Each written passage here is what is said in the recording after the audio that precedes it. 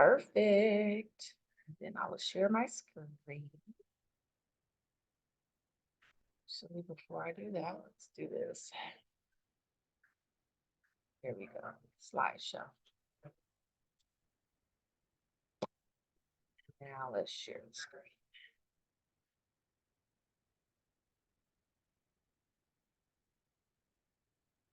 There we go. Thank you guys. I'm sorry, say it one more time. No, it's the one that's look on the calendar under it. There.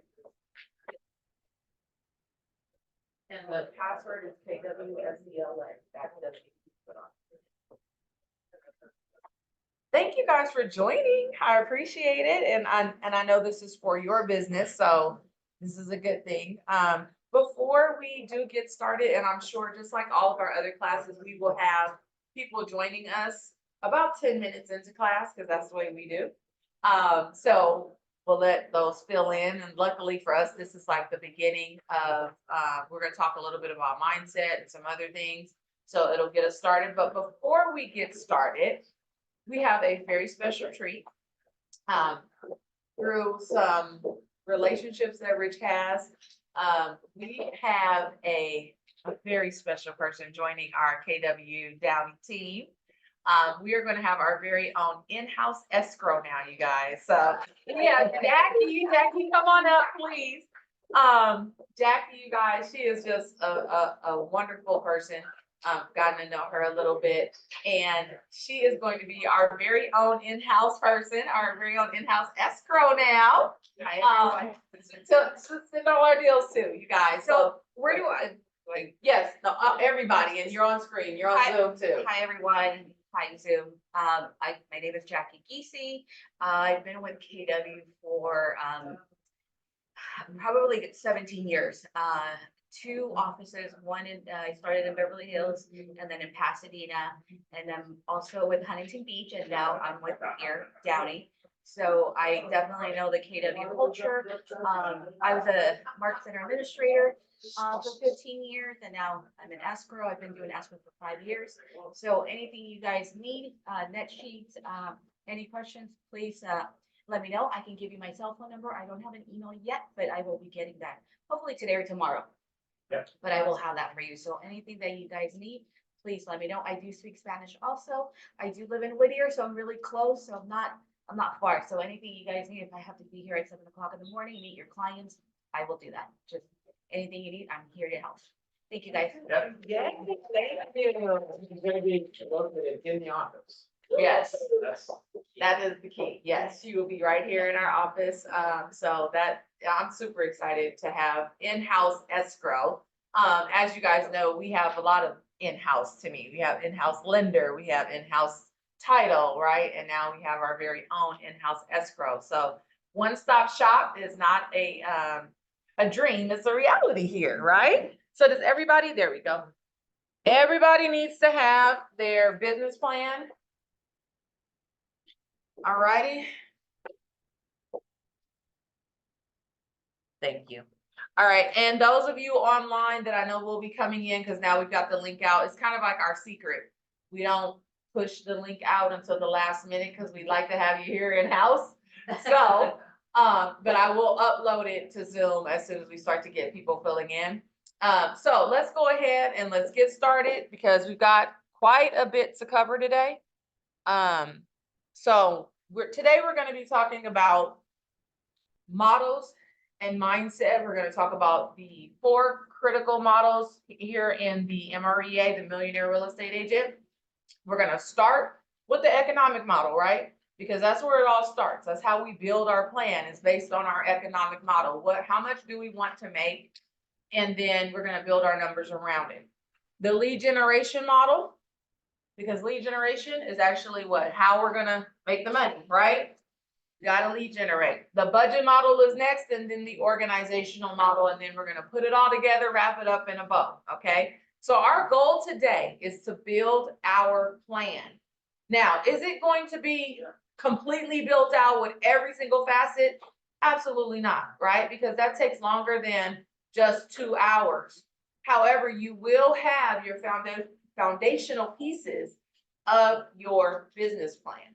That's the goal. Let's have our foundational pieces of our business plan, and then you can build out the rest with simply probably a couple of more hours. Okay, so this is an opportunity for us to work on our business, not in our business, right? And oftentimes as entrepreneurs, we spend a lot of time working in our business, and we are the CEO of our businesses, right? So we need to look top down. We have to look from the outside in and look at our businesses and see what it needs, right? And the only way we do that is by taking some time to work on our business, okay? So that's what we're doing today. So let's get started. So the goal is to understand the 5 fundamental models, create a business plan, and execute your plan. So everybody should have one of our little worksheets, workbooks. This is what we're going to be working out of. Have a pen, be ready to go. So the models, why do we spend so much time on models? And this is interactive, you guys. This is going to be interactive. I want you guys to speak up. Why are models so important? Anybody? Something to follow and a guide. Absolutely. It gives you something to follow. It's a guide, right? It is, and you see how on the bottom of the triangle, it's the foundation, right? You build something on a strong foundation. We're realtors, right? So when you have a crack in the foundation or you have a foundation issue at a home, that's when all hell breaks loose in our transactions, right? We got to call in engineers and stuff like that, right? If it's just an issue with the tub or issue with the paint or the flooring, those are fixable things, right? Not a big deal. But if the foundation is messed up, everything goes haywire. So that's why models are so important. They are the foundation. Your creativity is built on top of the model, right? Once you master the model, then you get creative. Or once you've got the model down, then you get creative. But these models are what our businesses are based on. Okay, so that's what we're going to be talking about today. And then I do like this graphic because the reality is that we all have natural ability, right? Natural ability has gotten you to where you are right now. We're gifted at some things. What are some things we're gifted at? You guys just shout them out. What are some of your God-given gifts? I'm a talker. He gave me that ability. I'm pretty good at talking. What about you guys? Any other things that you guys are thinking of? Service. You're good at service. That's a gift. Absolutely. Because everybody cannot serve. That's truly a gift. Who else? People skills. People skills. Got some God-given people skills. Anything else? Anybody good at numbers? No, not really. Okay. Right. She's good at that. Okay. So Jackie's good at numbers. That's definitely a God-given gift. So your natural abilities take you so far, right? And then you basically hit a ceiling, right? You hit a ceiling and then you're trying to figure out, how do I break through the ceiling? Then you go and you look for models that help you with the skills that you lack, or being able to give leverage to yourself, right? So you go and you look at the models, you implement a model, and it could just be one model. And then you have a breakthrough, right? And then you hit another ceiling. And then what do? You look for another model, or you improve upon your model, and then you break through again. It's called E to P. It's us going from entrepreneurial, how we are today, to purposeful, right? To purposeful. Does that make sense? Okay. And that's what we're here today, you guys, is to go over these models that have already been proven by hundreds of not hundreds of millionaire real estate agents, but hundreds of agents who are highly successful, right? And these models have been put to the test, and that's what we're going to be talking about today to help us break through wherever you are. If you're at 50,000, 25,000, and you need to break through, that's your ceiling, and now you need to break through to that 50,000, that's what it's all about. So don't think, oh, yeah, these models are for the millionaire. No, these models are for wherever you are right now to help you get to that next level, okay? All right. So think like a millionaire real estate agent. Because if you can't think it, right, you can't get there. So how do millionaire real estate agents think? They think powered by a big why. This one is not on in yours. We're gonna start on page 5 in a second. So you think powered by a big why. You think big goals and models, big models, right? Think value and customer service experience. Think competitively and strategically. Think action and accountability. Action and accountability, right? Think talent, systems, and standards. Think knowledge and skills. These are what millionaire real estate agents think about, okay? And persistence and resilience. And lastly, but definitely not least, profit. I think profit is last in my mind when I saw this, because if you think all of those things, if you think all about all of these things, profit to me is sure to follow. Okay, we've got Ken on. All right, Ken. I'm gonna mute you, Ken, but feel free to ask questions. All right.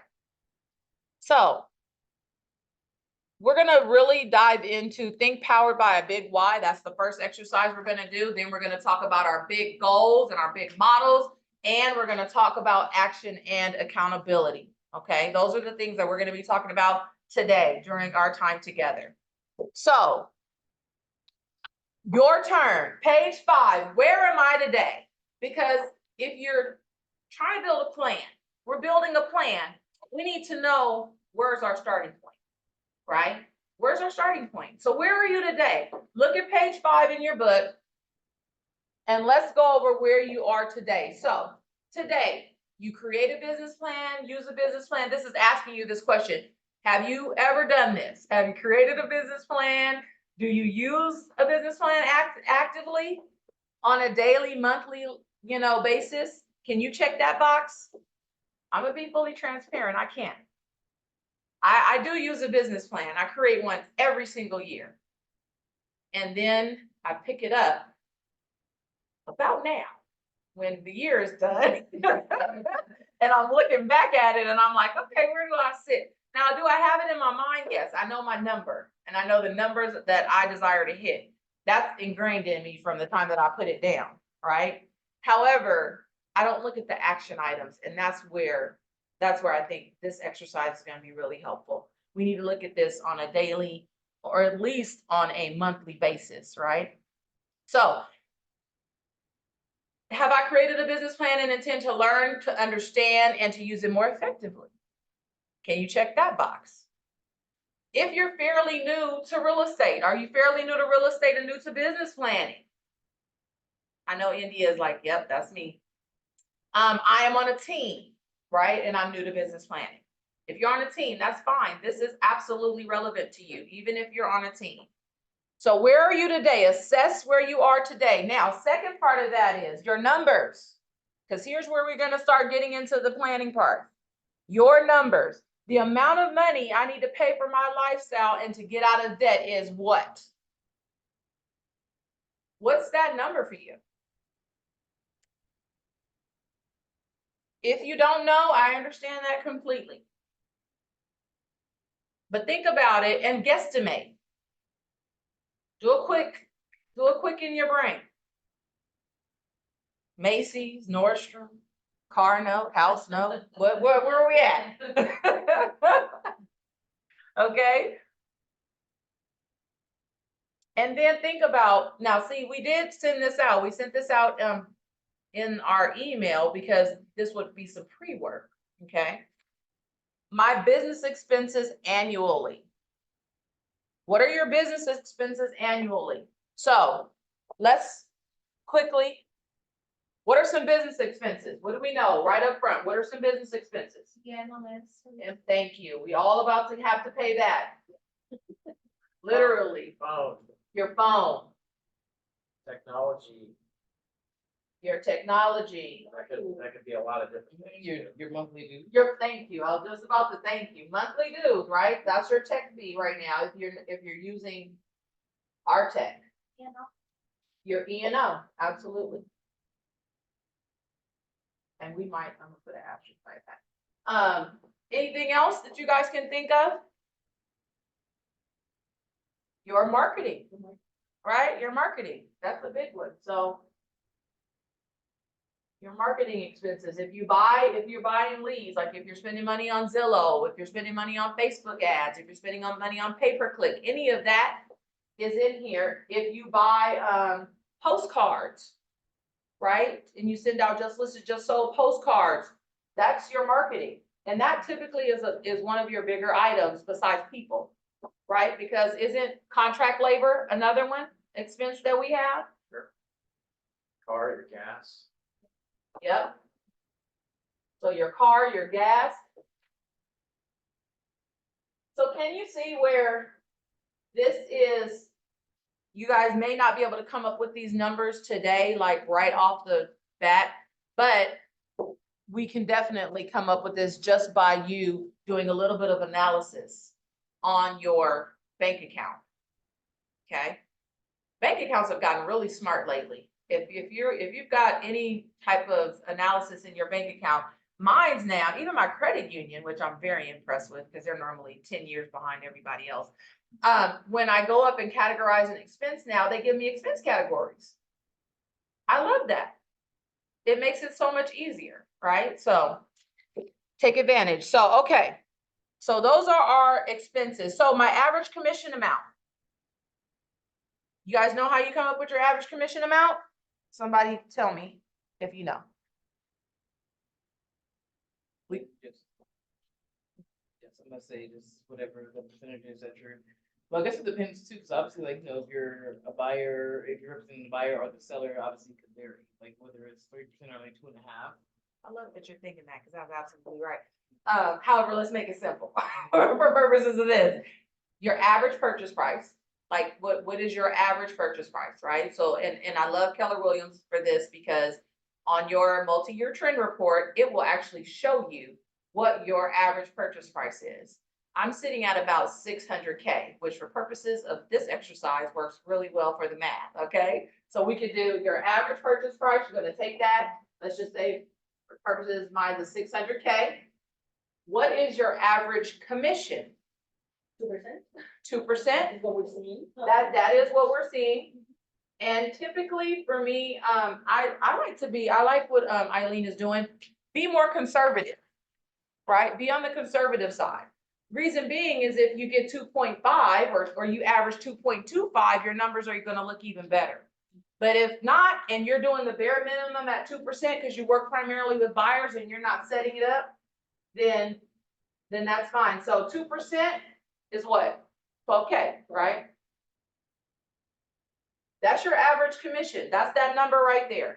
My average commission, $12,000 if you use this. Otherwise, just take your average purchase price times 2% and you'll get the number, okay? If you're working with a lot of first-time buyers and they're buying condos and townhomes, you guys, use a different number. If you're going all the way out to the IE and the purchase price is not 600, then go with 500, go with 550, because you don't want to overinflate this. That's going to defeat the purpose. So don't overinflate it. I'm normally more conservative. So even though I'm working 700, I do work 5. So I sat in the middle, and plus my multi-year trend said I'm about 600. And those of you that have been in the business for a year, you got a whole year's of data to just go see what your actuals are. Yep. What deals that you close and or the commissions and commission splits, and then you'll have an idea of your price point. Absolutely. India, you closed a deal just recently. What was your commission? What your gross commission? So, even like before being significant? Yeah. Okay, so it was 10,100. Okay, so your purchase price was around 500 or something? It was 405. Excellent. So you got good commission on that one. Okay. All right. So 405. And what area was that? It was Long Beach. Long Beach. See how it can be so different, right? Depending on what you're working. So, and I know you market to a lot of different people. So you might not want to put your average purchase price at 400, yeah, but maybe 500, right? Because you know you're going to be up there and in the 400s. Right. Okay. Good deal. All right. So my number of listing appointments gone on last year. Remember, we're talking about where you are at today. So how many listing appointments did you go on last year? How many buyer appointments did you go on last year? If you can remember. Just ballparking. How many did you go on? Number of listings sold last year, number of buyer listings taken last year. How many did you work with? How many did you sell? How many were buyers? How many were sellers? Of your closings. How many people are in your database? Okay, how many people are in your database? If you're using command, you could type it, you could look at it right now. Look at it on your app. How many are in your database? And then what does your team look like? So this is for you guys to do. I'm just going to give you a couple of minutes to write all this down. And remember, your team, if you use a TC, that's a part of your team. Okay. If you have somebody who shows properties on your behalf sometime, that's a part of your team. That's a showing assistant. Or if you have a buyer's agent.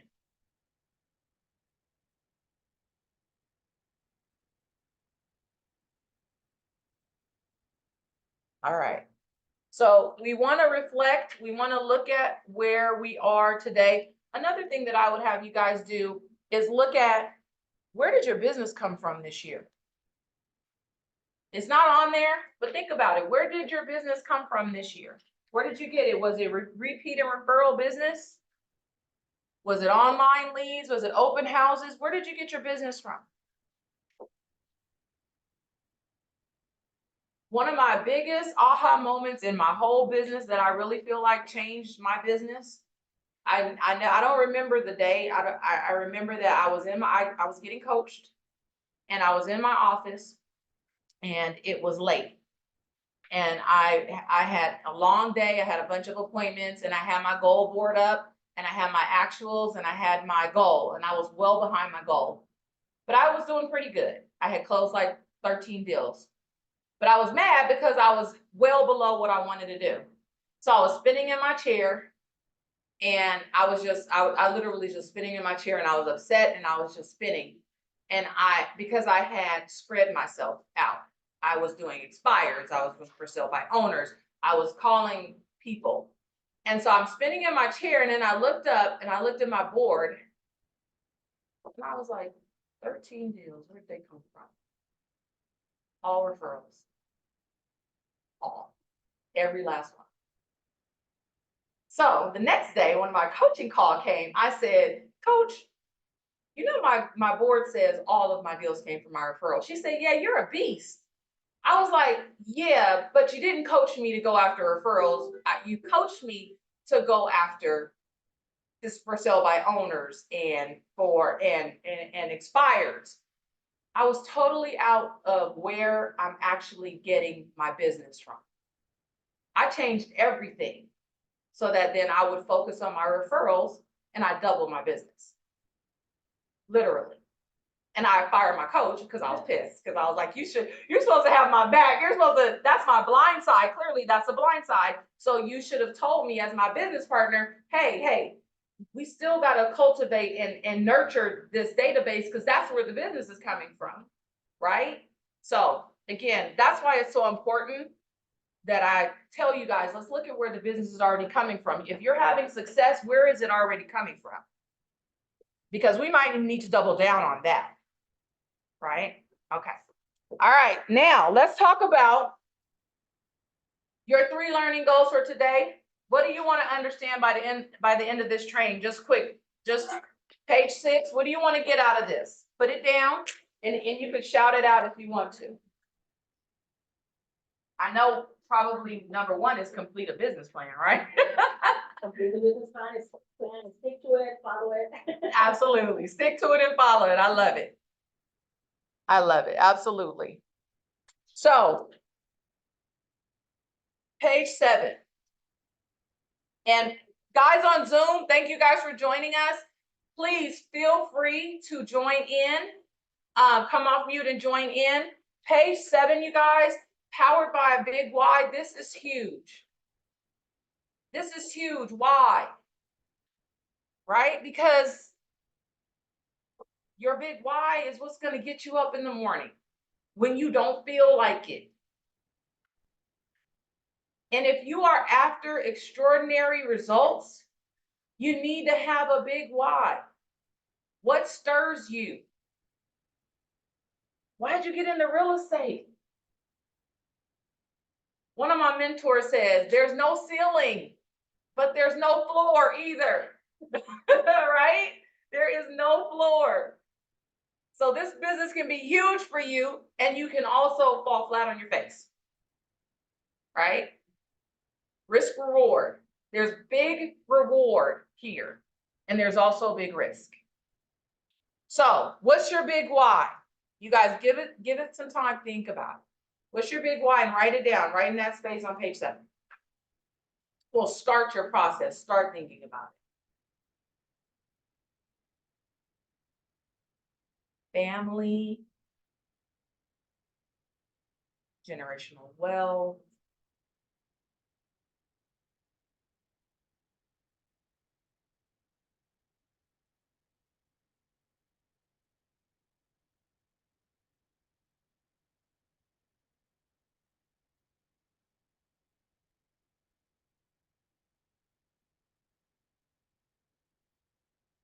love it, you guys are busy writing. My folks at home and Zoom, guys, get to writing. You can write too.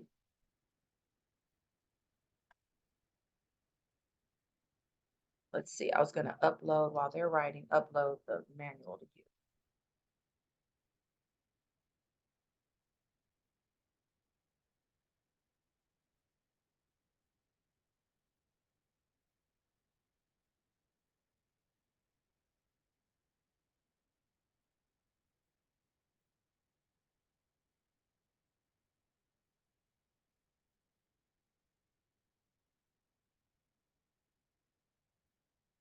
All right, guys, there's the manual.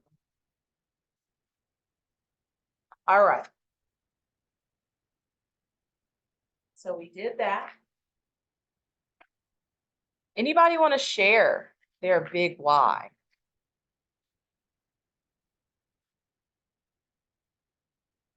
Please. Come on, Lydia. I love it.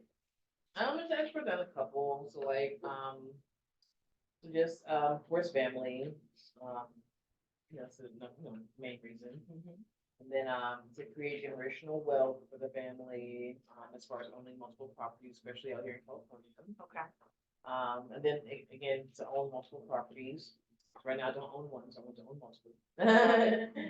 And then just most importantly, to become like financially free, just kind of like, not to, I guess, worry so much about income, stuff like that. Okay. And why is that important to you, not worrying about? Yeah, kids, well, no, me and my husband, of course, we work, so we don't want to be in the monotony of constantly working nonstop, to where we don't like ever see our kids or spend time with our kids, because we're too busy like trying to keep just a roof over our head. Okay. We want to be able to actually like spend time with like each other, the kids, and still be able to like, pay things and be comfortable without having to worry about, okay, like crap, like are we gonna be able to pay this, or like, or do we have the money for this? We obviously don't want to have to worry about that, so we want to be able to just like have time with the family, and then also just be able to afford our lifestyle comfortably, and just like, be able to do things and not have to worry about like finances, stuff like that. I love it. So freedom. Mm-hmm. So you see how much detail she just gave me, just gave us. That's what I want you to write down. Because I felt that. I didn't feel family and the kids. Oh, yeah. Like, you don't feel that, right? Yeah. You have to actually have an emotional attachment to your big why in order for it to resonate deep in you. And honestly, I didn't get that until recently. Really, I didn't. Until now, when I think about my big why, I actually get emotional because I am excited about it. I am excited about it. It fuels me, right? It fuels me. My grandkids, I have grandkids now. It's amazing. And I wake up every morning and think about them. And the fact that Nana, that's what I'm calling, is going to bust her butt to make sure that they are taken care of when I'm gone. Yes. That's part of my big why. And I know I can do it, right? I know I've got the God-given talent to do it. I've got everything I need to do it. And that's what that's what I'm gonna do. And I want to teach them how to do it for themselves. Right? But in order for me to do that, I do have to get up every morning and I do have to get after it, right? So you've got to be able to feel your big why. So make it, put more into it, okay? This is just like you just did. This is just bullet points, but I want you guys to really just take some time, 30 minutes, and really write down what you're passionate about and why you're doing this. Okay. Anybody else got anything to add? No? Okay. Thank you so much, India. All right, so let's get into the next page is asking you about your someday goal, your 5-year goal, your monthly goal, your weekly goal, your daily goal. So put it out there. What's your someday goal? Someday I want to be a millionaire. I want to be a millionaire. Right? Whatever it is. No judgment. It's your goal. What's your someday goal? And if it doesn't scare you just a little bit, probably need to double it. Right? I was telling Ramon that just last night. If it doesn't like make you like, oh, I don't know about that, probably not big enough. 5-year goal. What's your 5-year goal? I heard a quote recently. Most people underestimate or overestimate what they can do in a year and underestimate what you can achieve in 5 years or 3 to 5 years. So make sure you put your someday, 5-year, 1 year. We can stop there because it'll all trickle down into the monthly and the weekly. Okay, and we're going to get into some of that. So our 5 models that we are going to talk about today: economic, lead generation, budget, organization, and expansion. And we're not going to really go too much into expansion. The first 4 are the 4 that we're really going to tap into. So the economic model, that is your formula to achieve your net income that you desire. Okay, so it shows you where your money comes from and where it goes and how much is left. Your lead generation model, right? That's your plan. How are you going to generate those dollars? How are you going to generate X number of leads, right? And then your budget model is your spend. How's that money going to be spent? What areas to support your efforts, right? And then your organizational model, who do you need to hire in order to service your leads and service your business? Maybe you just need a CPA. Maybe you need an accountant, right? Maybe you need a bookkeeper. This actually, and I'm going to tell you guys, and I know Rich knows this already, the best way to learn something is to teach it. Because as I was preparing for this week, and that's why it's on Thursday, because I need it all week, and I knew I would. What it made me do was go back to my business account. I had to reconcile my business account, and then I had to run my P&L. And I was like, oh crap, I have not been doing what I needed to do, right? To track and to know that budget model is for real. And if you're really looking at it, you can control your expenses. Do you know what I found out? In my business account, you guys, I had, and I don't know how it happened, Amazon,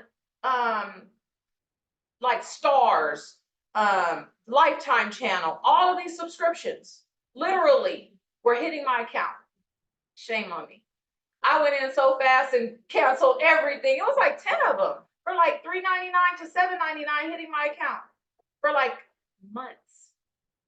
I was like, what in the world? So for me, I was like, I need to hire someone to look at that.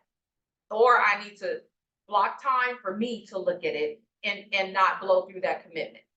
Because that's ridiculous. Because you know how many of that's like $300 probably, right? That we could have spent on something else. So you've got to be looking at that budget and have a system for that. All right. So any aha so far? Any aha so far? Give me 1 or 2. Yes, please, Jackson.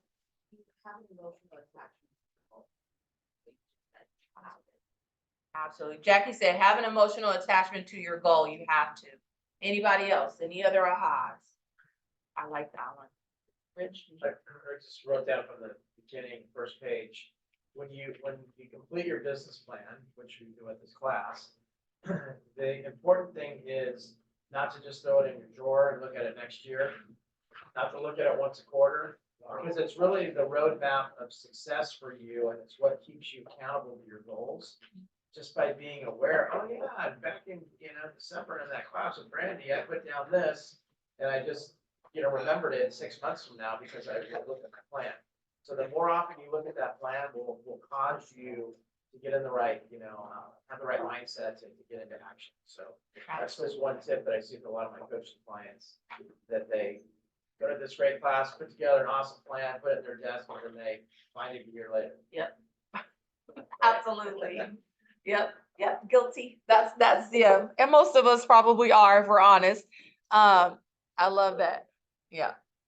All right, now let's dive in. We're gonna get to our economic model. So this is the first. So, and you guys, it is actually on page 17. Because we're gonna skip around a little bit. That's 10, please. Oh, is it 10? Yeah. Okay, page 10. Oh, okay, but the one you can fill in is on page 17. Or not, I'm sorry, not on page 19. The one you can fill in is on page 19. But we'll start with this, just so you guys can understand, but you guys are gonna be filling this in, and the one you can fill in is on 19. So, economic model, what are we starting with? Our net income goal. All right, your net income goal. How much do you want to keep in your pocket at the end of the year? That's net income, right? All right, so let's start there, put a number there. That's what you want to accomplish. And actually, I'll go through this, the way the model is set up, we go through it together, and so you guys can understand it, and then we'll go fill it in, okay? So this is a millionaire real estate agent. Net income goal, 1 million in the bank, all right? So you can imagine that this is a little bit different than what our structure might look like. No shade. It's just we're not millionaire real estate agents just yet, right? In the making. That's right, Vicky. Not yet. We're in the making, right? Okay. So they have a lot of support. So the model is 40, 30, 30, which means that from your gross commission, 40% will be your net income, 30% will be spent on your expenses, and 30% will go to your cost of sales. Okay.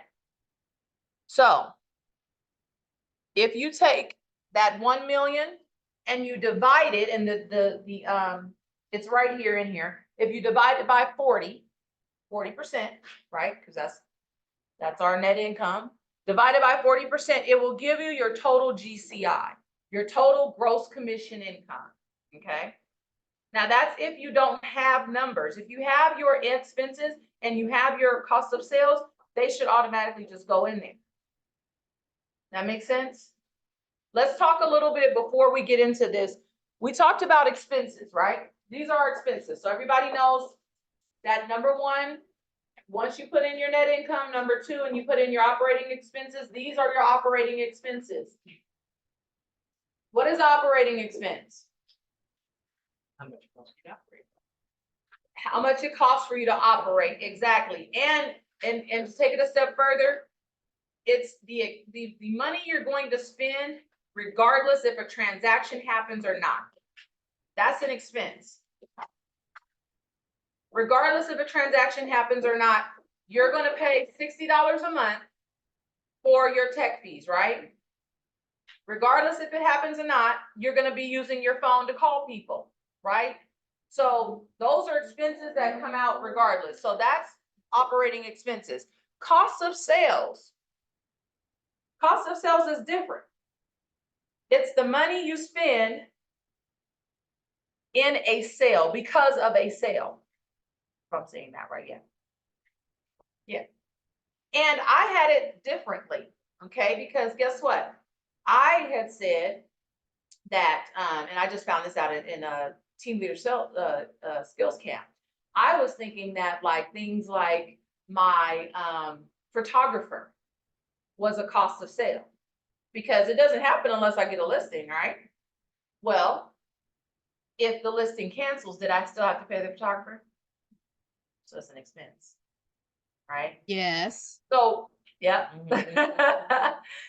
So really, your cost of sale are things that come out of the commission directly. That's a cost of sale. It comes out of your commission directly. Things like your cap, right? That's the cost of sale, because it comes out of the commission. You don't even see it, right? I was thinking my TC was a cost of sale.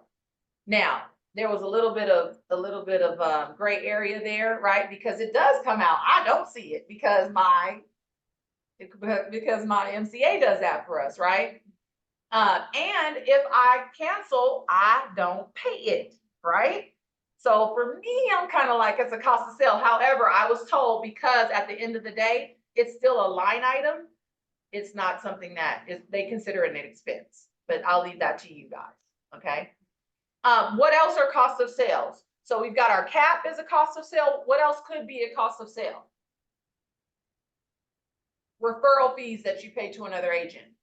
So if you got a referral from an agent, if that's part of your business model, that you get referrals from other agents, that is a cost of sale, because you've got to pay that person 25%, 30%, whatever you guys negotiated, right? So that's a cost of sale. So for me, I normally have in my cost of sale, I put it in this time $10,000, because I normally get about 2 to 3 referrals a year from agents. Okay.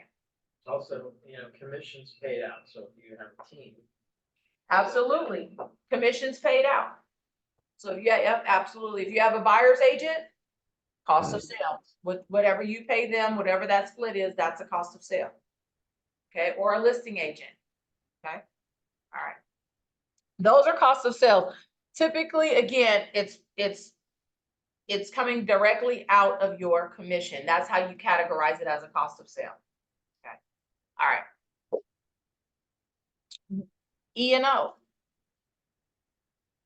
could be considered that if you do it per transaction, right? Otherwise, it's an expense, right? Because you're doing it monthly or quarterly. I think it is $200 quarterly. Yeah, so there's a difference there. All right. So in this model, those are the numbers, because again, 30% of the GCI, 30%, and 40%, the GCI being 2.5 million. What does that mean? That means that in order for me to net $1 million, I'm going to spend $750,000 in expenses and on my cost of sales, and I need to gross 2.5 million in order to make $1 million, in order to net $1 million, right? That's the model. All right, now the sides here, the next question is, what's your average commission amount, right? If your average commission amount looks like 12K, then total units sold, I believe, is 200. Let's see, what did they do? Oh, they did 7,150. So this was probably the Midwest or or Texas. I don't know, somewhere where their average price point is like 350 or something like that, probably. I think I did mine when I ran the numbers. I used the 600 again, and it was 200 units if you were using like 600. Okay, so but you guys get the way that works, right? Okay. So then let's look at the percent. What percent of your business do you want to be buyers? And what percent of your business do you want to be sellers? Right? So in my business, I said I want 60% sellers, 40% buyers. Okay? So what do you want your mix to be? What do you believe it's going to look like next year? 60%, 50-50, the benchmark, or the best practice here is, if you don't have any experience in this, you can split it 50-50. What I will tell you that I've seen as a coach for my newer agents is you are normally heavier on the buy side. So I always tell my newer agents, you probably are gonna look more like 70-30. Unless you are very hyper focused on sellers and you have a strategy to go only after sellers. If not, you are probably gonna be looking at doing open houses and online leads who are a lot of buyers, right? So it's normally looking like 70-30. Okay, so that's what you're gonna look at here. So now, this model said 50-50. So sell side 50%, right? Total number of sellers listings sold. So what are they doing here? They're saying 50% of 350, because you need. I'm sorry, let me back up. Now that you've got 350, how did you get 350? You took the average commission amount divided by your total GCI. Or the other way around, GCI divided by your average commission amount. That's how you got 350. Okay, does that make sense? So you take total GCI and then divide that by 7150, right? The average commission amount, that's giving you that 350. That's your total units you need in order to achieve your net income goal or your GCI goal. Okay, that makes sense? Vicky, it makes sense to you? 1 million divided by 7,000. No, it is actually 2.5 million. The 2.5 million divided by the 7.50. Okay, got that? All right, perfect. All right. Then what you do is that 350 that we got. Oh, I put that right here. The 350 that we got, that's units. We need 350 units to achieve our goal, right? Now we said we want 50% of our business to be sellers, right? So now you take divided by 50%, right? What is that, 175? So now that's how many listings you need to sell, 175, right? That's how many listings you need to sell, 175. It is half of 350. So now we automatically know, because it's half, the other side is going to be the exact same numbers, right? Okay. All right. Where we get actually into a little bit more math and a little bit more of conversation you need to be thinking about is your conversion rates. Because it could be different for listings versus buyers, but let's deal with listings right now. So percentage of sold conversion rate. What does that mean? That means if you take a listing, how likely are you to close it, right? Are you 70% likely to close it, 80% likely to close it, 90% likely to close it? If you took a listing. Now, India's like 100%. We would love to be 100%. However, things happen. Sellers change their minds, right? So we don't want to be that aggressive. I will tell you, in mine, I put 80%. I put 80%. Best practice is 70%. However, if you've been doing this a while and you know that you're pretty good at, when you take a listing, you're closing it. I'm like India. Last year I closed 100%, but I'm not gonna put that on play. Because I know we're going into I know we're still going into a tougher year. And again, I'd rather look at it and be like, hey, got more, than mad because I overestimated. So if you don't have a number, use the 70-75%. We are still in a strong seller's market. Let me break out my weekly market update. We are still in a very strong seller's market. So let's be for real. If you put a property on the market and it is properly competitively priced and looks decent, it's probably going to sell, right? Unless you're in Hemet or somewhere way, way out, it's probably going to sell, right? All right. So put that there. So now you take 70%, because just looking at the math, whatever your number is, and you're gonna multiply that by the number of units that you need to sell. So 70% times, in this case, 175, right? That's 250. Why? Because what you're calculating is the fallout rate. If you're only gonna sell 70% of the 175, right? Then you actually need to sell more in order to get the 175. You need to take more listings. That makes sense? So you've got to take 250 listings in order to sell 70%, which gives you your 175. Does that make sense?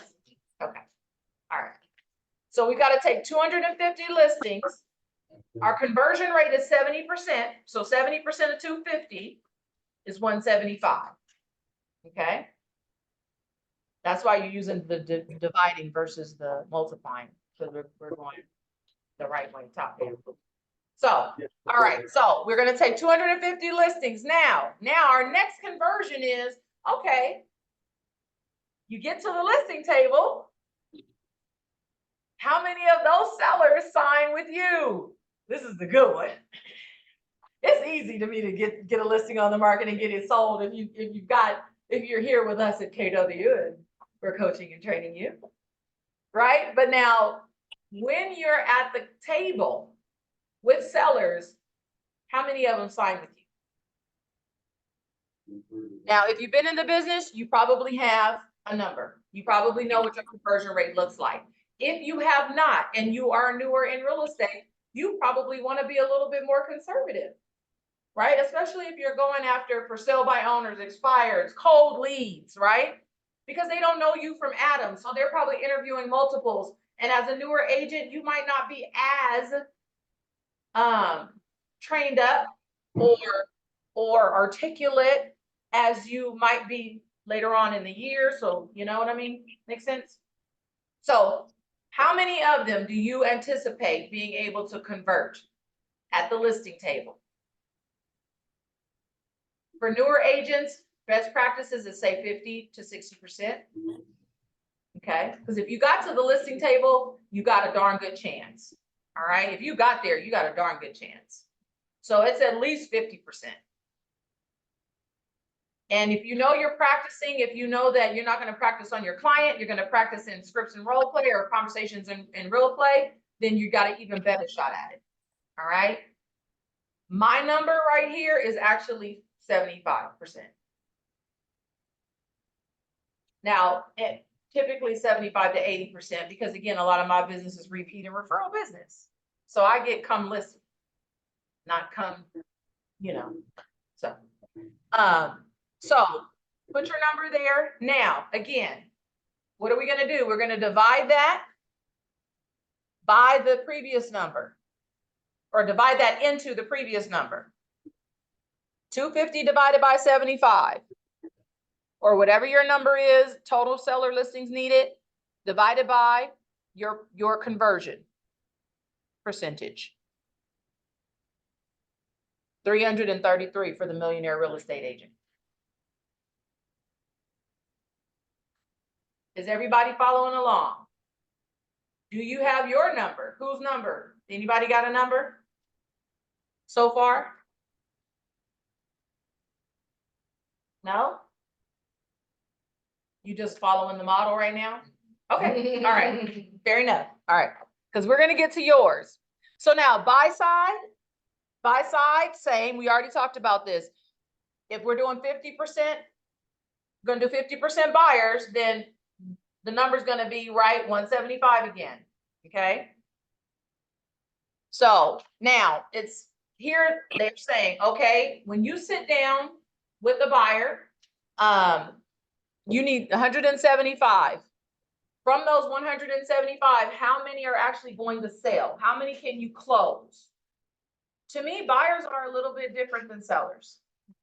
Buyers lose motivation. They can't find what they want, right? They They drag, buy a car in the middle of the transaction, you have to cancel. they drag their feet. They drag their Months and months. feet. Yeah, so buyers next are month, different. 6 months later, are you ready to buy yet? Or you Yeah. never gonna buy? Like, what's going on?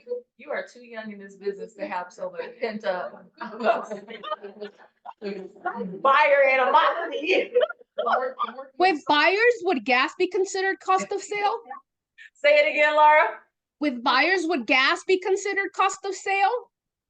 Or an operating expense? That's an operating expense. Yeah. You spend that money regardless if they close or not. Tell me about it. Right, you're preaching to the choir over here. We all have that issue. What's your conversion rate on buyers? Again, this is where I would be more conservative too. This says 70%, but they're a millionaire real estate agent, so more than likely they've had a lot of experience. Buyers to me fall out more often than even your sellers. So you might want to be at a 50 to 60% conversion here, okay? Depending on where you are. Now, if you have your numbers, put your number there. How often do you convert a buyer, okay?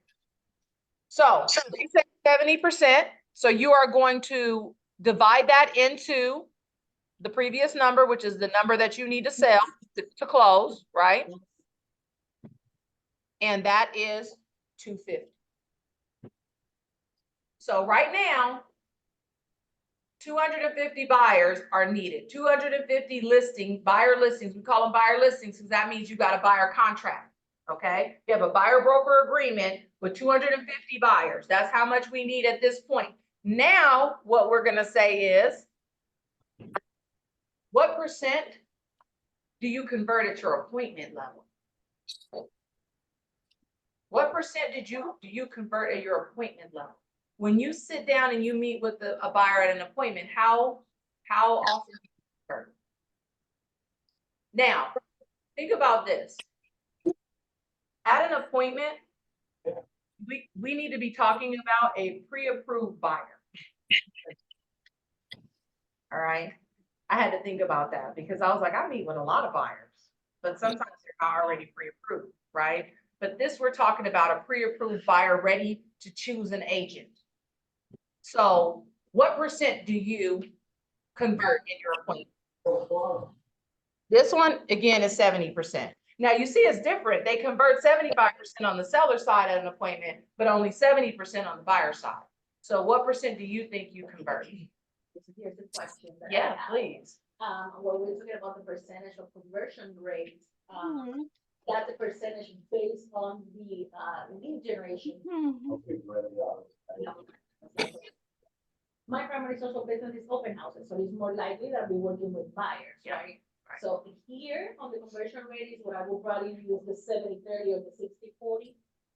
Is that what we're saying on the conversion rate, or should I just do it based on the number of listings? It's just based on when you get a buyer to the table, Eileen, how often do they choose to work with you? It doesn't matter the source. Okay. The source doesn't matter. Whether you got them from open house, whether you got them from online lead, it doesn't matter. When you get them to the table, your percentage of close rate that they sign. That's the conversion rate. Yes. That's how many you're needed. Yes. How many pre-approved buyers you need. Yes. That's the 250. Yeah.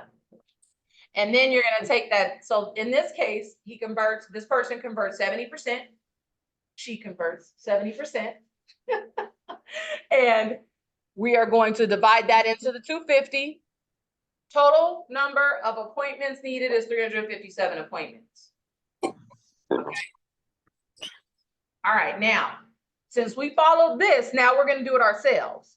Okay, I want us to do this ourselves. Oh, and I'm sorry, let's break it on down because this is where the rubber meets the road. So if you're looking at 333 total seller appointments, that's 28 a month, 7 a week, right? Because all you're doing is dividing that 333 by 12 months. Now, here's the deal.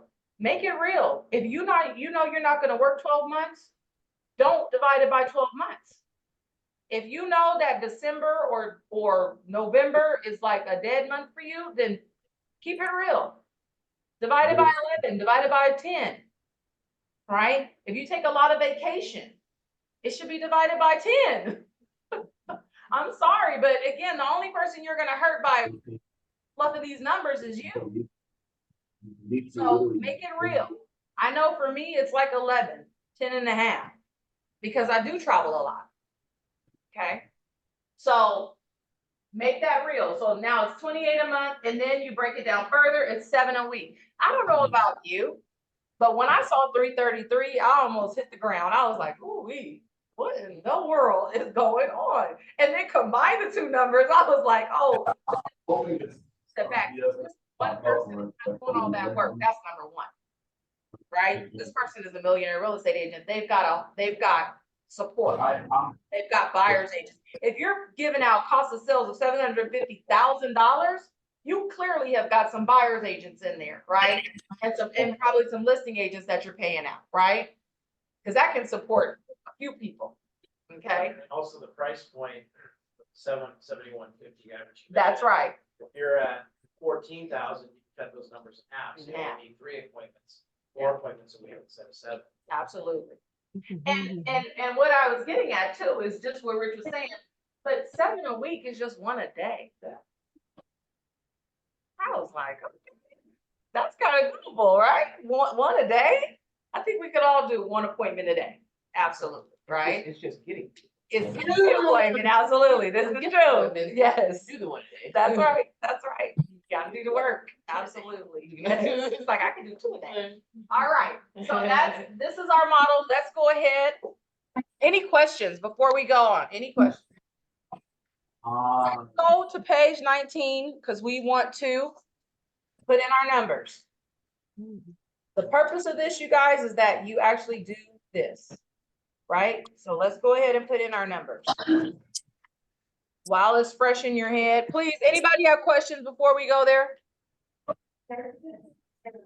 Well, I'd be able to pick up the paperwork in the office.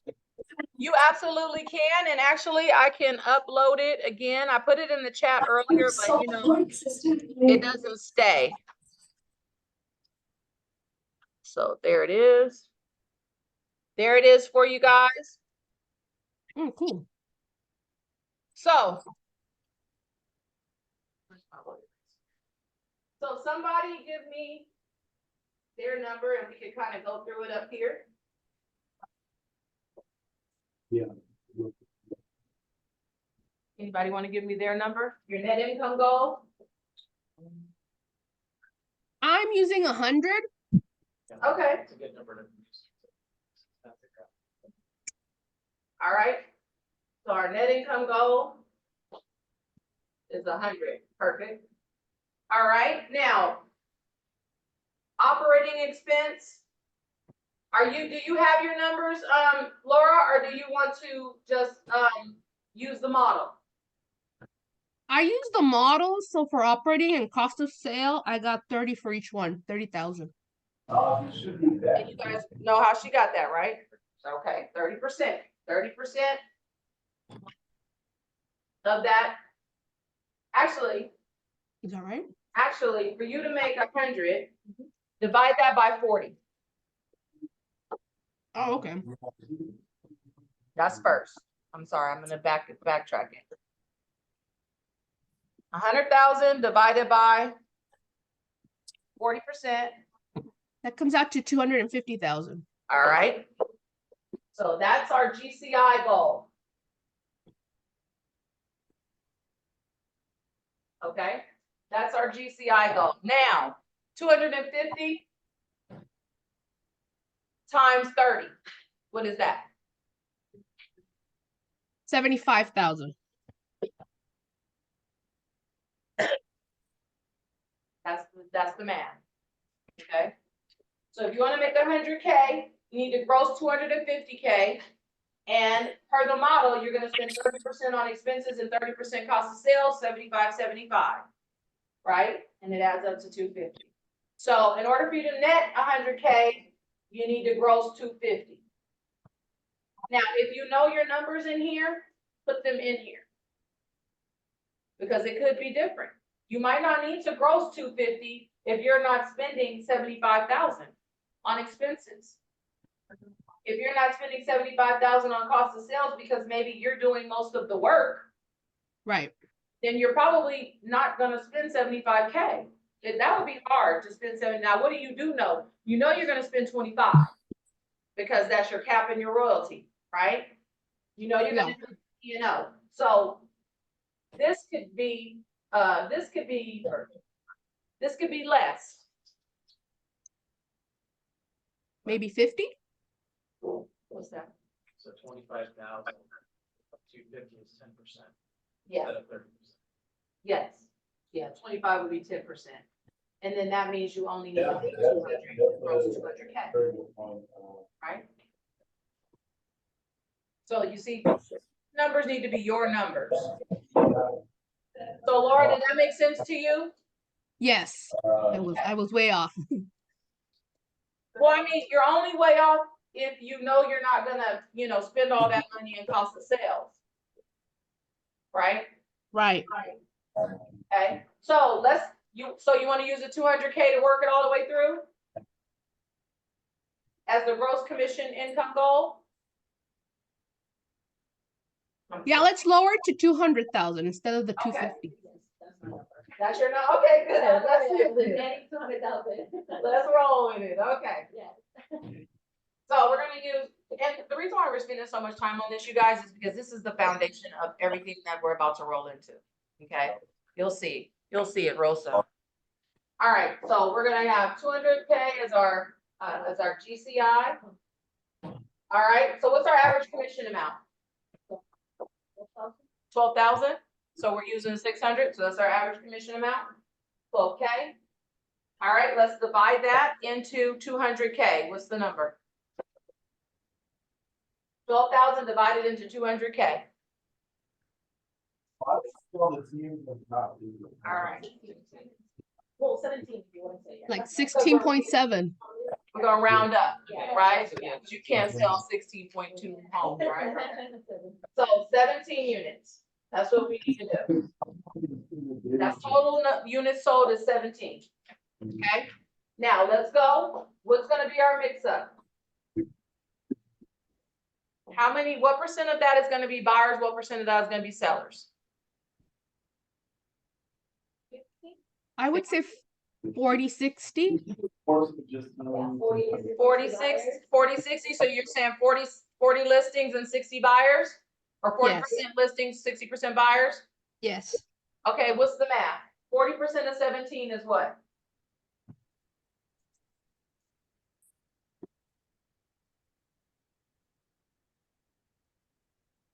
What's 40% of 17? Anybody know? It's 6. So 7. I know, they All right. And then what is 60% of buyers? So I mean 60% of 70. Or your number, you guys should be feeling your number. Yeah. 10.2. All right, so that's how much we need to do, right? We're gonna have 7 sellers, 10 buyers. All right, let's keep going. So based on that, let's go to the sell side first. So total listings, seller listings needed, right? Or I'm sorry. Yeah, total listings needed is 7. So the percent of sold conversion rate. If you've got 7 sellers, what percent are going to close? Oh. That's your conversion rate. If you've got 7 listings, what percent of those are going to close? What percent, Laura? Because this is your model. Well, I have 4.9, so would I say 5? So what percentage of the listings that you're gonna take are gonna close? Now, how did you get 4.9 from your model? I went with the 70% conversion rate. 70%. Okay, so you have a 70% conversion rate. Okay, all right. So you had 7 sellers, so 70% conversion rate. Where's my calculator? You guys, what's 70% divided into 7?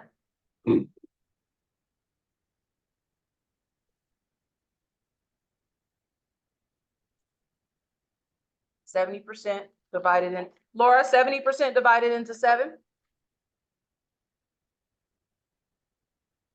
Hang on. 10. 10? That's well, Right. five. It's five. Seven, it's basically 70% of 7 is 5 kilos. No, 70% divided into 7. Right, so that would be a total of 12. 10. Yeah, no, it's like 4.5 or 4.8. 7 divided by 7%. No, but I think in order to get 7 listings, I have to get 10 actually. Thank you. That's And the 70% will close. 70% of these 10, 70% of these 10 will close, right? Which means that 3 are gonna fall out. And so you need to actually go on, you need to actually have 10 listings in order for you to close the 7, right? Makes sense? Okay, that's why you're dividing it in there, not multiplying. So you need 10. All right, now, let's go to the next number. The next number is appointment conversion rate. So you go on 10 listing appointments, right? You need 10 of these to close. And how many of these are you gonna convert into appointments? 75%. So again, it's 10 divided by 75. Yep, I got 13.3. so 14. Yes. Gotcha. All right. So in order for you to get to 7, you need to go on 14 appointments. Take 10 listings. And then you'll close 7. That makes sense, everybody? All right. All right, same on this side. Let's go with our buyers. What is going to be our conversion rate? If you need 10, you need 10, right? That's how many we want to close. So how many actually are you gonna close if you got 10 buyers? How many are gonna close?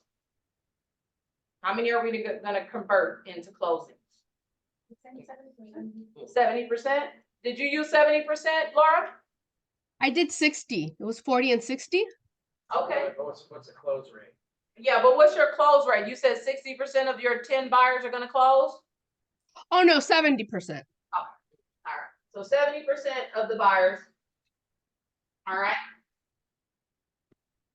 So then, I should know that, because that seems like that should be really. Divided by 70%. 14.28. So 15, 15. let's say 15. So we actually need to be working with 15 buyers, right? So now what's the next conversion is how many of these do you convert? What's your conversion rate at the appointment, at the table? When you got buyers in front of you, what's your conversion rate? Yes. Let's do 70 again. Buyers. 15 pre-approved buyers. Let's be clear. Thank you. Oh yeah. Yes. I say if they're pre-approved, they are motivated, because most of them stop at the pre-approval if they're not motivated. Nobody. They'll say they want to find the house first. What's that, Laura? I'm sorry. They'll say they want to find the house first or look at houses first. Then they're not motivated. Thank you. Thank you.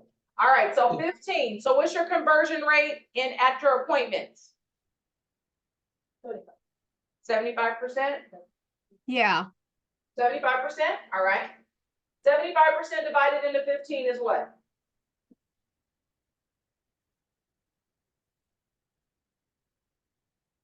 Now on to 300.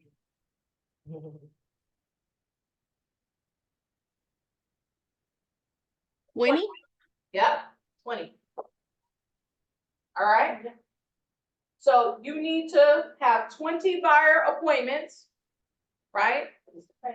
Face to face, absolutely. 20 face-to-face buyer appointments. You're gonna convert them into 15 buyers that you're working with.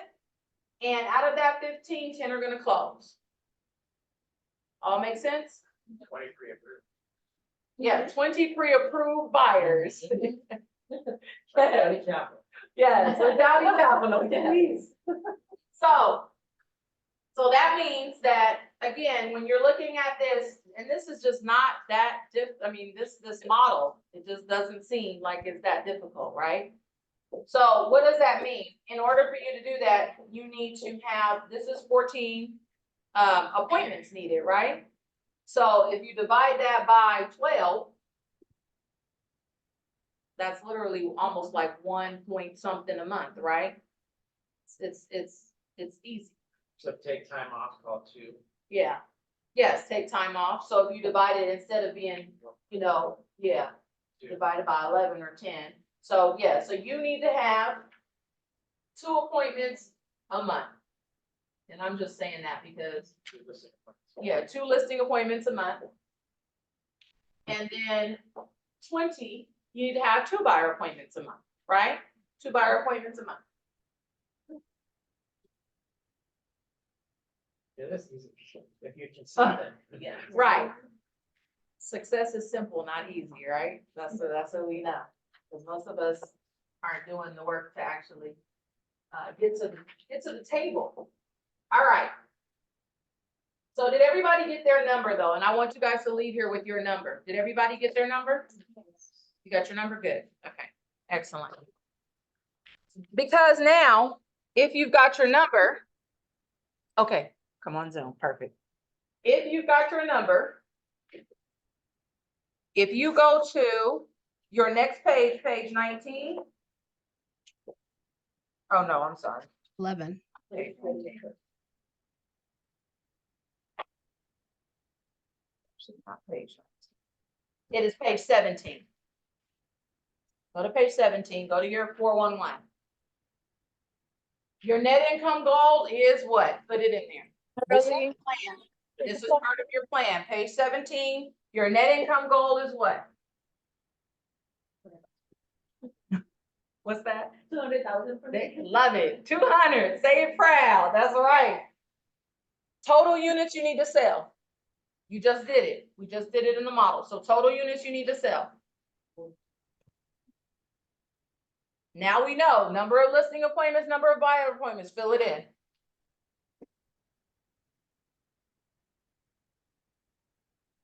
They kind of wait till the end. I want us to do it now because it's fresh in your head. You know the numbers, put them down on the paper. Right? Now, look at that. We even have our monthly goal. We are cooking with gas. So number of listing appointments you need based on your model. Laura, you need 14. Oh, I'm sorry, you need 2. 2 appointments a month. A Right. month? You need 2 appointments a month. You need 14 a year, so that goes up in top. Listing appointments, 14 and 20 in your annual goals, right? Uh-huh. And then in your monthly goals, you need 2 listing appointments and you need 2 buyer appointments in your monthly goals. Okay. Okay? Now, weekly goals. You see where it says weekly goals? Now you just break it down even further. How many appointments do you need to go on during the week? So in your case, you need 2 appointments. So basically shoot for 1 a week. I love it. There you go. Yeah, 1 a week. I mean, yeah, 1 a week, absolutely. That's great. So you're gonna put that week 1, week 2, week 3, week 4, 1 appointment, right? And in your buyer appointments, you can do the same thing. You want 1 a week. Right? Got it. Okay. All right, that's it for now. That's it for now. We're done with our economic model. Any ahas on that?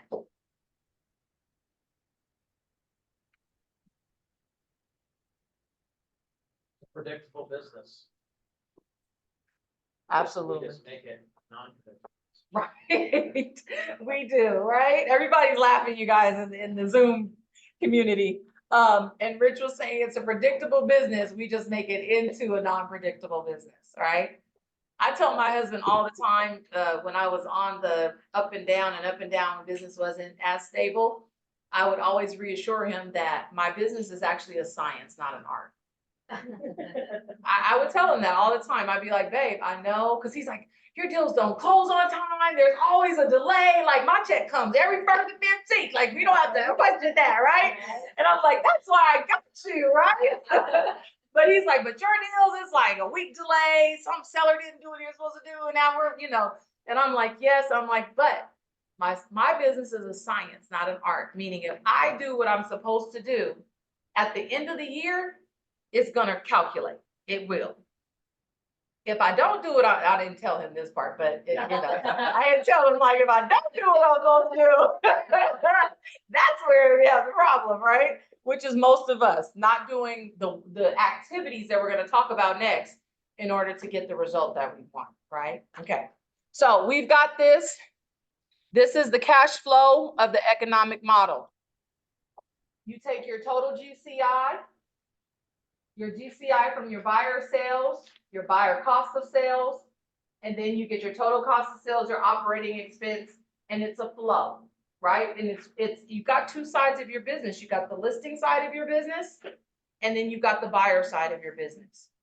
Now, one thing that I want, and we'll talk about this in the budget model, but this is how you set up your accounts. This is how you set up your budget.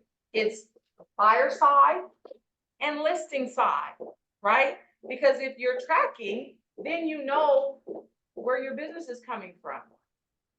Okay, and it makes this next year a lot easier, right? All right. So now we're talking about, we actually did this, so I took you, we went all through this.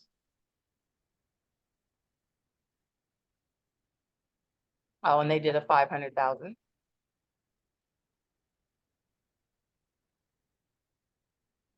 All right, so we did all of this. All right, any other ahas before we go to our lead generation model? Any other? One a week sounds very doable, so why is it so hard? That's what I'm saying. Everybody agrees with you, Laura. Why do you think it's so hard?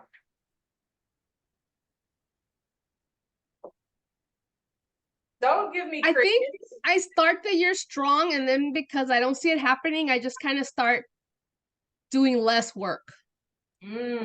Okay. So you get a little demotivated. Yes, very. Because you don't see the results. Mm-hmm. Okay. That's a lot of people. You're not alone, honey. You're not alone at all. A lot of people don't see the results, right? We have to be married to the process, not the result, right? We have got to learn that there is value in keeping your head down and doing the work, not looking at the result. Because a lot of times you're sowing seed, and a plant grows, right? It takes a long time. The roots go out first, so you don't see anything at the top of the soil, right? The roots go out first, and then it starts to sprout, and then it starts to bud, if you will. So our business is a lot like that. We've got to sow seed into our business, and then we got to water it and fertilize it, and all of that takes time. But if you do that consistently, just like anything, if you plant a seed but you don't water it, what's it gonna do? Die, right? Right. If you plant a seed, water it, and you start to see it bud, and it starts to sprout, and you stop watering it, what is it gonna do? That's what we die. That's what we do. We sow a bunch of seed. We're excited. It's the beginning of the year. We're sowing a bunch of seed. We're out there door knocking, open houses, talking to people, everybody, right? And then we send them a few emails and we say hi to them. And by March, nothing happens, or just a little bit happens, and we're burnt out and tired. And they're like, they're not gonna do no business. I'm done. And you call them like 4 or 5 months later and find out they did some business. Because you did the work and then weren't consistent. You didn't come around with your water and water them. You didn't sprinkle a little fertilizer. You didn't do none of that, right? And that happens all too often. So I feel you, Laura, the burnout, the demotivation, if you will, it happens to all of us. And I think that's where, honestly, for me, plugging into our office has helped me a lot. Because talking to people who are in the same boat as me and feel like I do, we encourage each other. Having an accountability partner is huge. Even if it's your peer accountability partner, someone who is going to lift you up, right? And who's going to be like talking you off the ledge. You need those people in your life, in your real estate life. I'm sorry, but my best friend, we joined at the same time, real estate. And she's always been my talk me off the ledge. And all I got to do is send a text and say, hey, I need you. And she's like, all right, what's going on? You know, and I'm the same for her. Like, we've been on the phone crying, I don't know how many times, just the whole nine, because sometimes you got to have those people in your life. All right. This business is serious. Why? I think why? Because it rises and sets on us. This business is all about you. So when it doesn't produce, who do you look at? Right? You have to look at you. And sometimes that's hard. So yeah, I've grown so much as being a realtor from being a realtor alone. Just it's crazy, right? Because again, it rises and sets on you. Do you think, Laura, that if you went on 24 listing appointments in a year, in 2024, you went on 24 listing appointments, 2 a month, that you would take 10? Did you hear that, Laura? Oh, if I went on 24 listing appointments? Yep. 2 a Oh, month. definitely. Okay, so really then it's a matter of your job is to find, 2 listing appointments a month.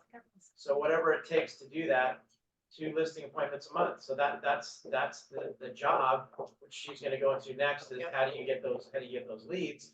And the same thing with buyers. If you had 24 buyers that were pre-qualified, which is the key word there, Right. not just people on the internet, and you're showing a property and then you find out they're not motivated or Right. they can't afford it, right? But if you had 24 buyers that were pre-qualified and motivated, do you think you could turn that into, 10 buyer sales? Yes. Okay, so you believe the numbers, you believe the metrics and the math.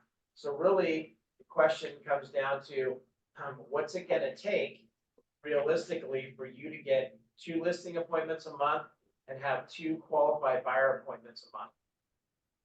And as she's gonna go through this, if you take the listings, it's gonna be easier to get the buyers because you can leverage the listing with open houses and sign calls and all that stuff, Yep. farming and just. Right. So really, the focus should be is how do I find sellers? How do I get at least 2 seller appointments a month? And these numbers are really gonna work out. Thank you, Rich. That's excellent. Absolutely. Focus Okay. on what you Sellers. control. Yeah, focus on what you control. Okay. All right. So let's talk about the lead generation model. That's what we're going to talk about next. The lead generation model. Now, this is on the lead generation model. Oh, you know what? Okay. Hang on. It's actually on page 21. My business plan, lead generation model. All right. So prospect-based marketing enhanced. That's what we need to be. Prospecting-based marketing enhanced. What does that mean? Tell me a little bit. What do you guys think? What's prospecting-based? Sweat equity. Say again, Laura. Sweat equity. Yes, that's a good way to put it. Give me another way to put it. Prospecting-based. What is prospecting? Sales job. We gotta try to get people. You gotta talk to people, right? You gotta find people. Generate leads. Being prospecting based, however, you generate leads with marketing as well, right? But prospecting means that you are having a face-to-face, voice-to-voice conversation. It's proactive, right? That's prospecting based. Proactive versus marketing is sending out postcards, right? Doing a Facebook ad, posting on Facebook organically. That's marketing yourself, right? When I send my lifestyle magazine out, that's marketing. It is not proactive. I'm not in front of a client. I'm not in front of a prospect talking to them. So you need to be prospecting based and let your marketing enhance your prospecting efforts. Because if you're prospecting based, you are talking to people face to face, voice to voice, even DM to DM. Okay, that's prospecting based. We can't leave our lead generation up to Facebook ads and posts. We can't. You're not going to succeed. You're not going to get the 2 appointments a month just by that alone. You've got to be talking to people. We are still in a relationship business that requires us to physically talk to people every single day. Okay, so that's why we say prospecting based, marketing enhanced. And I would just tell you that if you're a newer agent and you don't have a lot of dough in your pocket, you probably don't have a big marketing budget, right? So being prospecting based is even more important. Even though right now there's a lot of ways to market now without paying a dime, right? Through social media. Yep. A lot of ways, right? However, we want to be those people who are talking to our clients, right? Okay, so marketing, money intensive, passive, and normally long-term results, right? Because that's the watering. You're watering those people. You're nurturing those people. And that typically takes a little bit of time. Now, think about this in terms of like your farm area, right? Do most of you guys know how long it normally takes to turn a farm for you to be able to get a deal from a farm? It's a longer term, right? It's a longer term. It's about 6 to 12 months, right? For you to generate one deal. And that's marketing to like 250 homes consistently every single month, right? One deal. So that's why we're talking about long-term results, right? It's passive, it's money intensive, because to send out a postcard to 250, that's not cheap, you know, not super expensive, but it's not cheap. Okay. All right. Prospecting, on the other hand, is time intensive. What did you say, Laura? Sweat equity, right? Yes. That's it. Time intensive. It's proactive and immediate results. It's cheap. And it's cheap, right? Because it's sweat equity, right? It's your time. Okay. Yes. But that's what we get paid for, you guys. That's what we get paid for. Right? Your hourly rate, if you ever calculated your hourly rate, I mean, most of us get paid if you're doing business, if you're in business, you get paid like a doctor or a lawyer. Okay, for doing that activity. So you get paid handsomely to pick up the phone and call your best people that you want to talk to. Okay, so immediate results. All right, the rule of 4, 82% of business comes from 4 sources or less. That is based on the MREA. That is based on studies of hundreds of successful agents. 82% of business comes from 4 sources or less. So think about this. Where did your business come from this year? That's what we talked about in the very beginning, right? So put your 4 sources right there on page 21, current. Where do they come from? Your 4 sources. All right, and then the future, where do you wish them to come from? Where are they? Where are you going to be marketing? Now, if you have, if you're newer in the business and you need a list, go to page 11. If you go to page 11, you'll see lead generation activities. And on that list, they give you a bunch of prospecting methods, who to prospect to for sale by owners, expires, circle prospecting, community outreach, key relationships, like your contractors, page 11.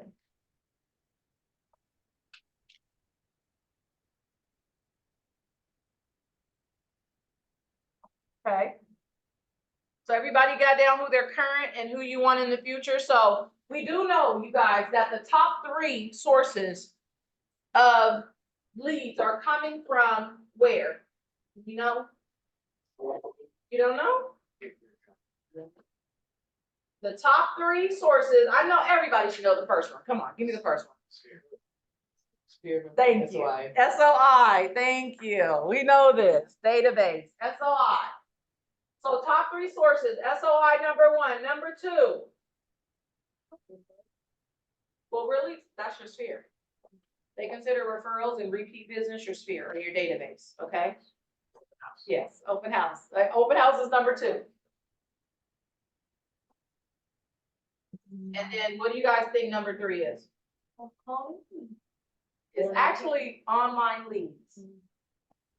It's actually online leads. Cold calling, I think was down in the list. Because it depends on what type of cold calling. They even break it out by circle prospecting and expires or for sale by owners, and those, that's all cold calling as well, right? But online leads, these are your top three. Okay? Now, what are some, The top two are like, and I don't know if the next slide's gonna put what it is in there, but I remember It seeing the doesn't. chart. We saw that chart, we saw it in Yes. Austin, or Mhm. I saw it somewhere else, but number one and number two are like so far away from number three. I think number three is such a small percentage. it's almost 70 to 80% Is the first two, is the first two. where most agents get their business. Yeah. So it is by far beats out all the other sources, those two combined, right? Those are not expensive. Number three is really expensive. Yes. Number three really takes the money, right? Number one and two, sweat equity, Laura. Yep. Right? So what are going to be your four sources? Anybody got their four sources down? Open houses, referrals, Okay, which is here. yep, Door knocking okay, and online leads. okay. Door knocking and online leads, I like it. So you definitely have the first two. Well, you've got all three. Got all three in there. Okay, good, good. Who else? Page 21. Okay, got it. Those are my future ones. So, oh, those are your future ones. Those are my Okay, future. okay. So in your current, you weren't necessarily doing all of those. No, my current, I was not doing too much online leads. I was Okay. basically doing open houses, referrals, door knocking, but I also had like agent to agent referrals. Okay, okay, gotcha, okay, good. Anybody else? Anybody in, Zoom land wanna come in and tell us what your future lead generation sources are gonna look like? What about you, India? Well, pretty much same thing, like, more so SOI, open houses, sweat equity, and I just put online leads. So three, you got three right now? As far as what I have right now, No, I'm saying the three future ones. You said online leads, yeah. SOI, Open houses. open houses, And then sweat equity. with sweat equity. Meaning like, just being out and about, like whenever I'm out and about talking to people, so that's just like whether I'm anywhere at the store or.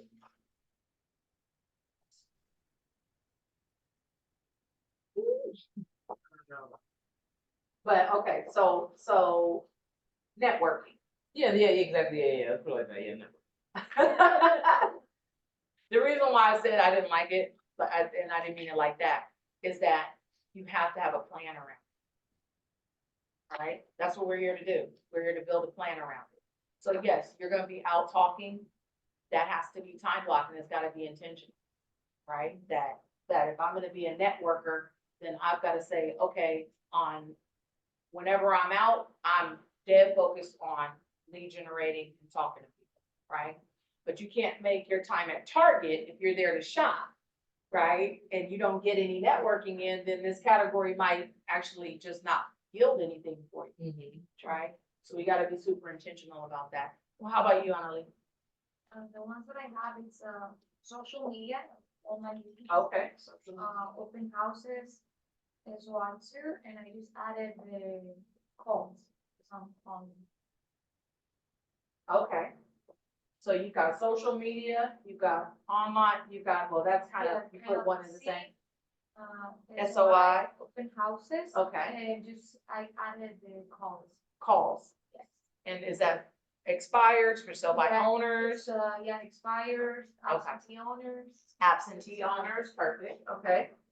So absentee owners. You guys see, there are so many different ways to lead generate, right? The best ways are gonna be the ways that you are going to actually do. That's the best ways.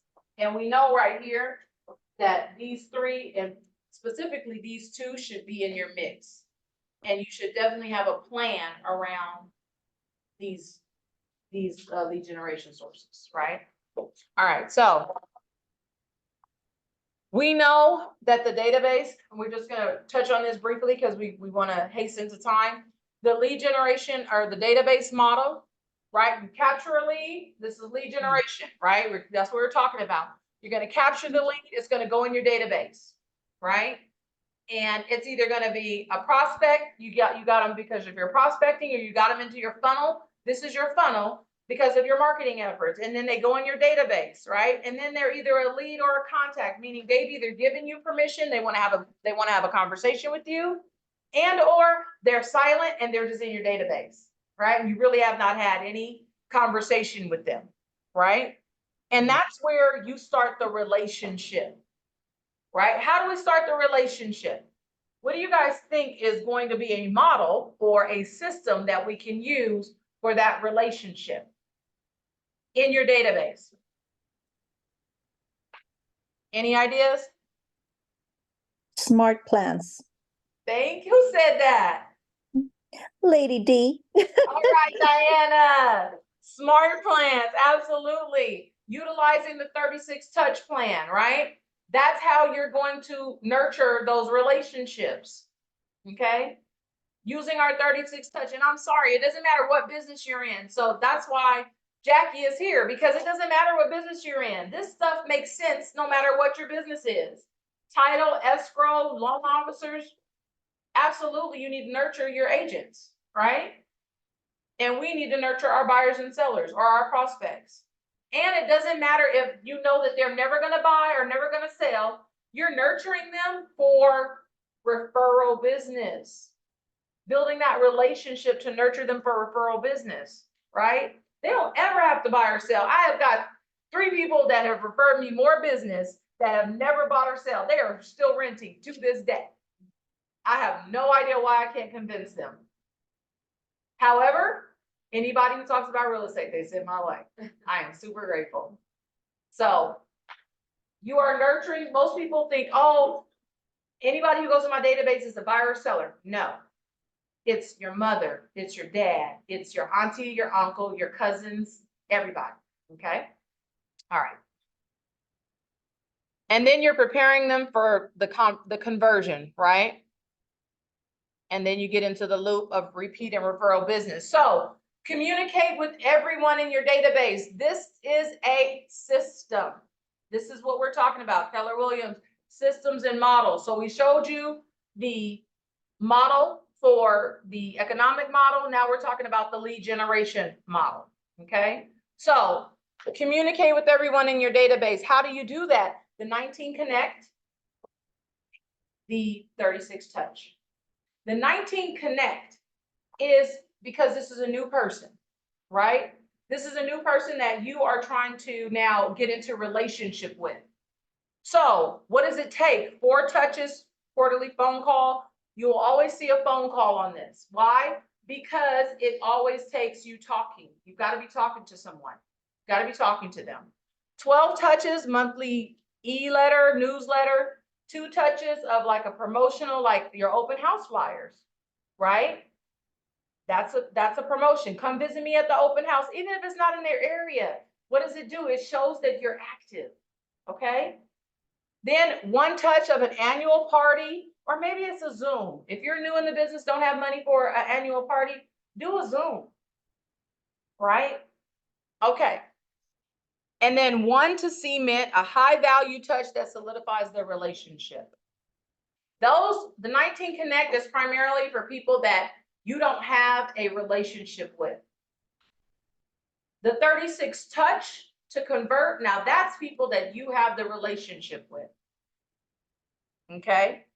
Now, how many, and I know we should all know this, how many people in your database does it take to produce a six-figure income? And that are on this 36 touch. How many people in your database does it take to produce a six-figure income? And Rich cannot answer. Come on, Eileen, you don't know this? 200? 201. Yeah. 201. 201 people in your database. With a price range of like 350. So in our neck of the woods, it's like, 102, 104, 105. Wow. Did you guys hear that? I didn't even know that. It's 201 with a price range of 350. So in our case, it's like 105, 110. Okay? Even less.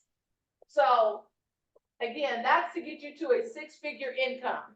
All right, six-figure income. All right, so going back to our page 21. Oh, and I'm sorry, 36 touches. That's four touches, that's 4 phone calls.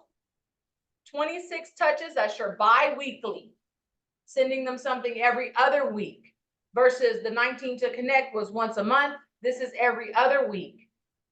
So what could you be sending them? You could be sending them the market report, the bi-weekly email in command, right? You don't have to reinvent the wheel. Don't make this hard, right? KISS, keep it simple. Stupid.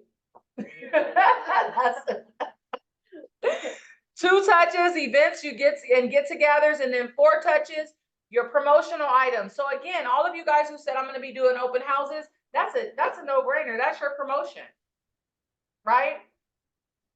If you do a little bit more at the open house, like offer some refreshments, come visit me and hang out and have some refreshments, right? That's a promotion.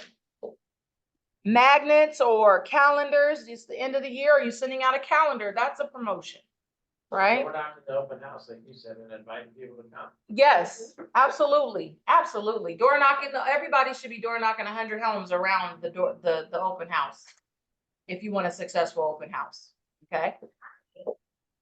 All right.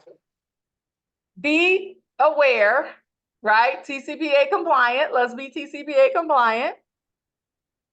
All right, so your turn. We already started this. Contacts needed to achieve your goal per your economic model.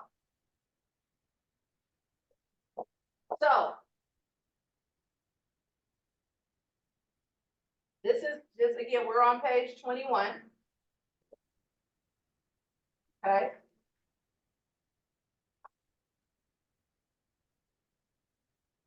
So contacts needed to achieve the goal of my economic model. You need 25 deals, right? Now, sorry guys. All right. In the MREA model, for every 10 people you have in your database, if you are doing the 36 touch, it's 1 deal. It's a 10 to 1. It used to be a 12 to 2, but now it's a 10 to 1. Okay. So for every 10 people, that's 1 deal. Now, I haven't met people that you have not met. This 10 to 1 are people that are have met and that you have nurtured. Let's be clear, because these numbers don't add up if you're putting them in the wrong category. Does that make sense? 50 to 1 on the have not met. So these are just cold prospects. 50 to 1. So if I'm at an open house, I had a great open house, I met 20 people, they all signed in and gave me their information. Who are they? Are they have mets or have not mets? What do you guys think? Have not met. We agree, have not mets? I agree, have not mets. Do not start that mess where you trying to say that you should have a 10 to 1 just because you do a bunch of open houses and get good information. No, you don't have a relationship with those people, right? So they would come under your 50 to 1. So this is where you guys have got to do a little bit of math and look in your database. You gotta look at your have mets in your database and your have not mets in your database. Your number in your database, if you've got 200 people in your database, you divide it by 10. If you know that you systematically talk to these people every month, right? Systematically. If you do that, 10 to 1. Right? If you don't, you can't expect 10 to 1. You should be using the have not mets, the 50 to 1. Okay? So divide your database by 50. And that'll tell you how much potential you have currently in your database. Okay? That'll tell you how much potential you currently have in your database. Now, if you look at that number, because I think, Laura, what was your number? I erased it. How many deals did you have to do on the year? I think it was 17. 17, right? So we need 17 deals, 50 to 1. Times 50. 17 times 50.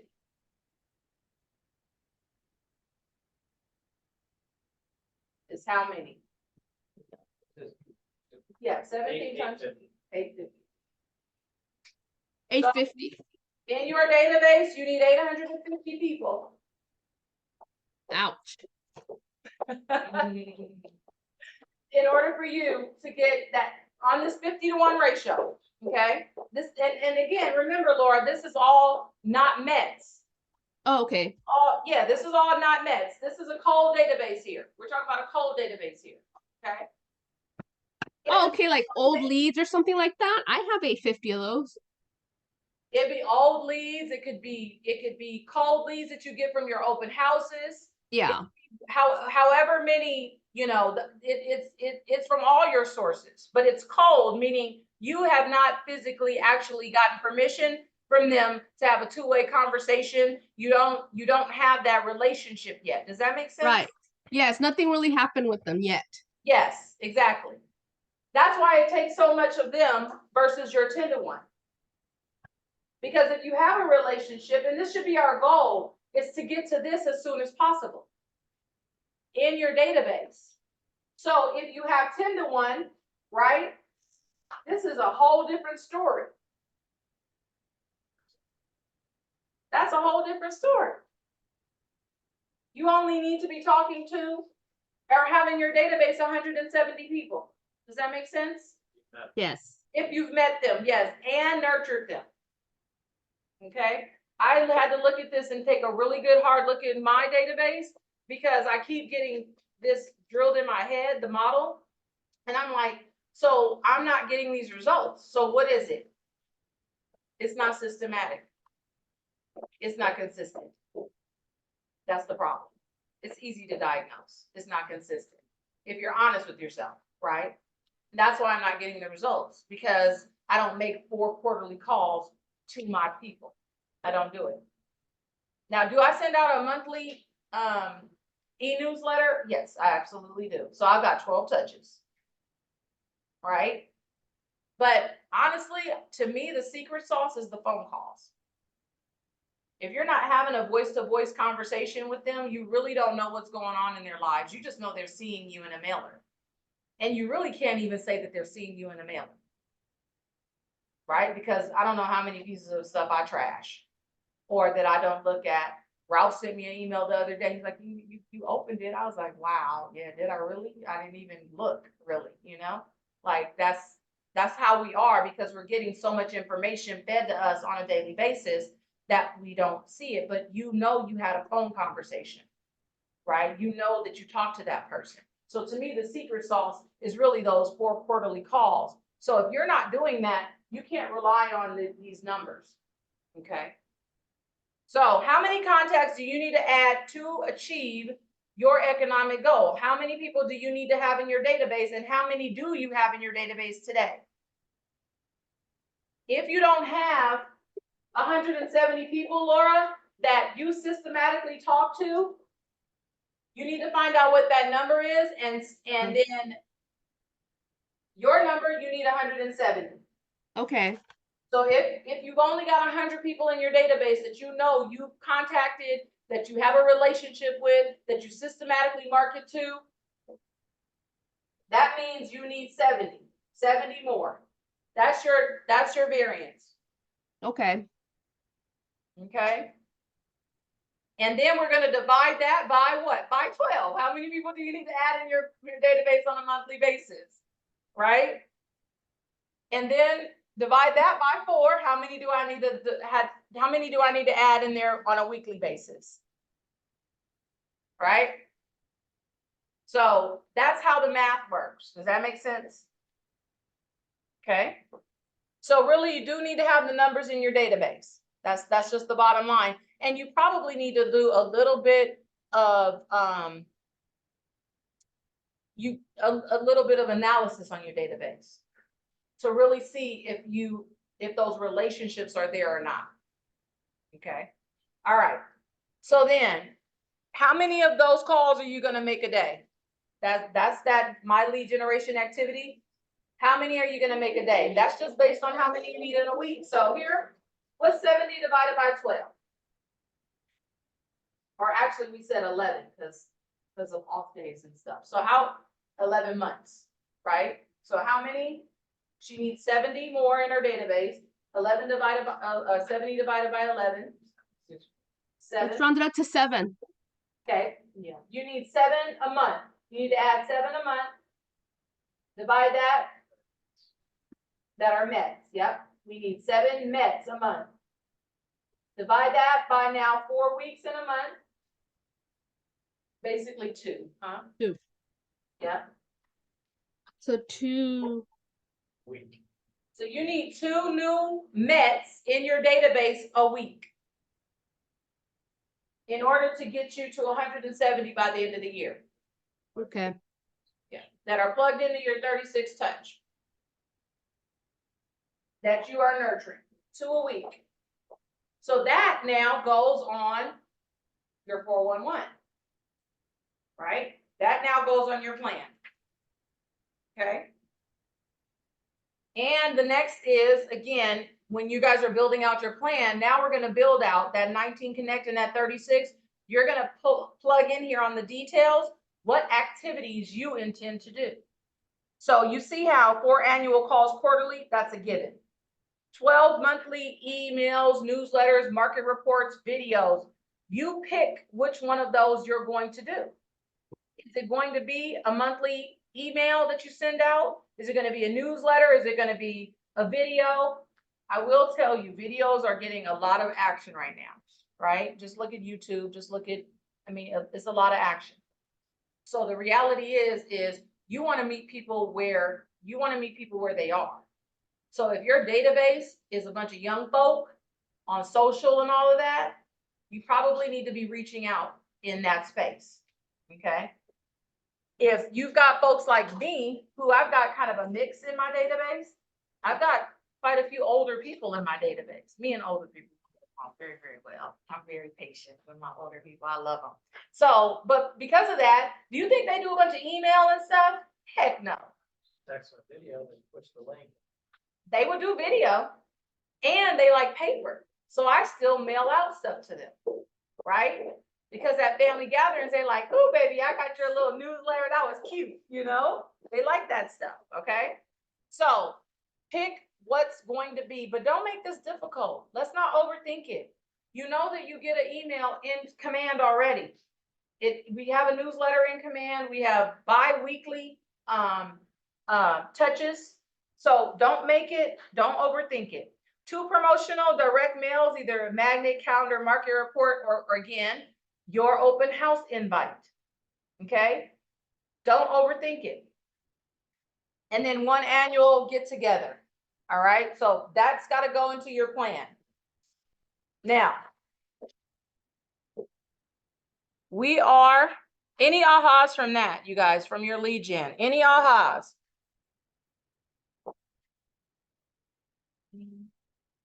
I guess just like, for me, the aha was just like not realizing how strategic it was to lead generate. You think like obviously like that you just do like, you just come up with a list like, oh, you do this, that, and the third, and then you just do that. Right. But I didn't, I guess, realize how strategic it was. Okay. My head's just like, I didn't mean to blow your mind. I like that Hold though, on. that you're getting it though. I like that you're getting it. That's Yeah. awesome. Okay. So, and could you guys hear India? Laura? She was my, go ahead. No, I didn't hear her. I was gonna say Okay. the MREA would be something great to read. Yes. It's basically all the stuff MREA. she covered and all those metrics, and you can go as slow as you want, and you can review it as much as you want, there's charts and graphs. So what India said, because Laura said she didn't hear, is that she didn't realize how strategic this is, that you have to be with your lead gen. Yeah. That it's a process of planning it out and their strategy to it. And so what Rich said is that the MREA is the perfect way to go through this, and you can go the MREA book, the red book, you can go through this as slow as you need to go through it, and it plans it out for you. It helps you to plan it out, okay, and gives you suggestions. So that is how you can break this down. And then further, India, you're coached by Diana. So you've got a great coach. Diana is actually our resident 411 expert. So she knows how to break this down. She's teaching us, the ALC, how to break it down. Yeah. Right? Which is awesome. Yeah. So I would lean in on her as well. All of us should be leaning in on someone, a coach, to be able to help us to have a plan, right? We need to have a plan that's actionable, not just pieces of paper. So just quickly, budget model. And I don't want to, I'm going to go through it pretty quickly, but you have it in here. Budget model, you've got your budget and you've got your profit and loss. Okay. So your budget is your planning tool, right? That's all of your expenses. It's created every year, and it's going to show you your cash flow, right? It's going to show you your income, your revenue. It's also going to show you what your expenses are. Okay. Your P&L is your management tool. That's what you look at on a weekly, bi-weekly basis. And it's going to show you your actuals versus your budgeted.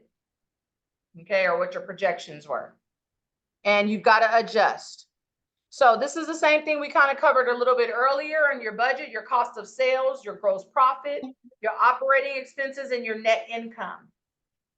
Those are your 4 characteristics of your budget. Got to get out of here. Okay. All righty. And we've talked about these, and it's the same thing we've already talked about, the 30, 30, 40. 30% cost of sales, 30% operating, and 40% net income.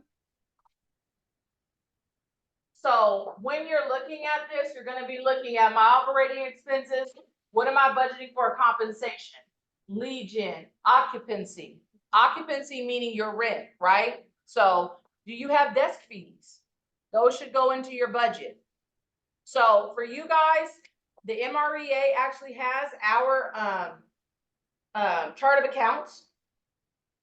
So, and I'm going to be emailing everybody the model.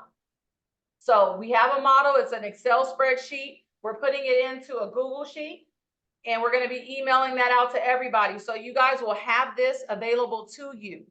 And you will, it has, not only does it have your, I love it because it has your economic model, but it also has your P&L and your budget model all in the same spreadsheet. Okay. So you guys can use that, and it's got all the accounts. So you'll be looking at it and you'll be able to put in what exactly you are budgeting for in these various areas. Okay. But again, you guys got to do the work. You've got to be able to know what your expenses are in these different categories, and then it'll total up to your operating expenses. Okay. So, and it's already the stuff we talked about: education and coaching, supplies, communication and tech. Okay. So if you're looking at it, it's on page 23. And that's where we're going to put in those costs. Okay. And then the last part would be thinking about, now, before I leave that, if those numbers are different than what you put in your economic model, go back and plug in these numbers, because these are the numbers that are real. Remember, the MREA is giving us a model of the 40-30-30. And that's just so that you have something to guide you. Meaning if your cost of sales is over 30%, you might want to go back and look at why that is. Or if your expenses exceed 30%, you need to go back and look at why that is, because most of your brethren successful in this business are able to keep it to 30%. Okay? So those are guidelines to help keep us in line. If you're under that, great. Okay? And here are some further benchmarks. Again, we'll send this out to you guys because, again, at different levels of GCI, at 150, you see cost of sales only 13%. At 340, it's 26%. So you see how it varies depending on what your gross commission income is. And this is because, again, at different levels, you're going to be spending differently. You're going to be using different resources, right? So that's why that is. And then this is your monthly profit and loss. And again, we're going to send this out to you guys. But let's get the numbers in there. Maybe that's the homework for this weekend, is work on your budget. What's your budget look like? After the party tomorrow night, where you have a good time, Saturday after you have your cup of coffee, work on your budget, okay? And then plug those numbers, your cost of sales and your expenses, back into your economic model. And then rerun through it to make sure it still makes sense and it's still the numbers that we already have talked about, okay? Any questions? Because we are over time, so we're going to end now. Any questions? Any ahas or questions? We've lost Annalie, and Eileen had to take a call. Any questions? Any ahas? No, we're good. Laura, Diana, Lavelle, nice to have you. Let me see. Do we have any? We don't have any in the chat either. And James, nice to have you. And Janet. Janet, any questions? I was thinking, this is Diana. I was thinking when you were at the lead generation part, I was thinking brainstorming, and I think I had shared it with one of the PC agents. It's doing a Zoom. It's very not expensive to do a buyer seminar for the new year in January, and then have a lender as an invite and start creating lead generation by doing a Zoom buyer seminar workshop. I love it. That's a great idea. Like a lead generation. And another one would be visiting your local banks where you bank and talk to a lender there to see if they need an agent assistance to any of their prospect buyers that are looking for a loan. So it's visiting a kiosk, just thinking out of the box. Yeah, no, I love that. You guys, those are great ideas that Diana just gave. So doing a buyer seminar and then going to your local lender that you use and ask them if and talk to them about partnering with them to help out the buyers that they might have. I think those are great ideas. We do a lot of. Randy, I have a question. Yes, Janet. Yes, I had another appointment and I wasn't there. So do you have this recorded? So yes, ma'am, we sure do. Okay. So we'll send out the link to the recording as soon as we get it uploaded, okay? And we'll try to get that done. We will get that done by tomorrow. All right, thank you. You're welcome. And then you can pick this up, the sheet here in the office. We actually still have a few printouts, or it will be sent to you with the link, okay? Electronically. Be there soon. Okay, awesome. Good deal. Anybody else have any questions or any ahas that they want to share? Yes. My action plan.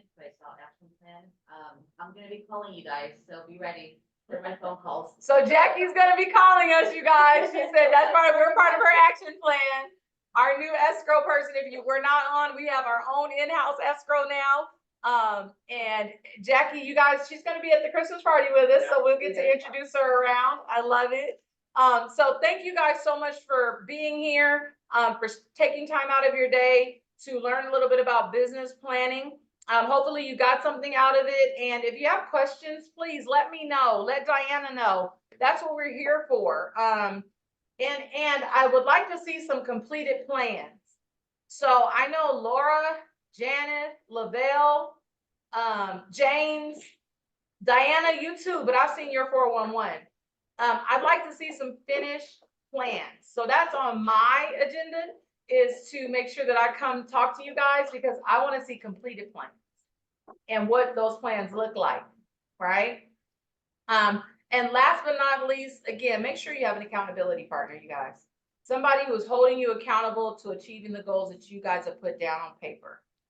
Make sure that you have that. And if you need one, come see me because we can partner you with someone. Okay. So I definitely need one. you need one, Laura? Yes. Okay, please. I got you. Me and I'll talk with Diana and we'll work on that. Absolutely. We got you. We got you. Anybody else want to say they need one? Everybody else is good? Okay. All right. I need You do, huh? Yeah, I think we should create like a team or something so we can hold Each other accountable. I love it. That's a great idea. That's a great idea. And actually, we're coming out in the beginning of the year with our masterminds, which we can actually probably morph into more of an accountability group with the mastermind, because I love it. Good job. Okay, so we know what we need now. I'm thinking everybody probably needs a little more accountability. Yeah, I personally, me too. Although I kind of have high accountability with this guy. But not on my business side of things, right? So there's two sides. But thank you guys again very much. Again, if you have questions, I do know these models pretty well and have done it for my personal business. So if you do have questions, please come see me. Okay. All right. Have a good day, guys. Thank you, guys. Thank you. Thank you. Thank you. Stop the share.